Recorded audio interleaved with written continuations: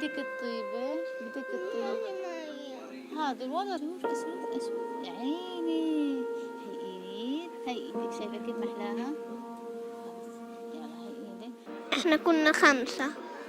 كنت بقلب الدار، كنت ألعب مع اخواتي على الطاولة. بابا كان يعمل نار عشان ماما تعمل أكل. كانت بدها تعمل مكرونة، ولو قصف الدار اللي جنبينا. بعديها اجت علي حديدة وقع علي نار، وكانت ايديا مقطوعة حديت الهام. بابا نزل سيارة وركبني، اللي هو قصف الجامع اللي الشارع. هي وقعت كمان علي خبطة هيها برجلي هنا. بس ارجع لإيد ورجلي واروح العب مع الازرق.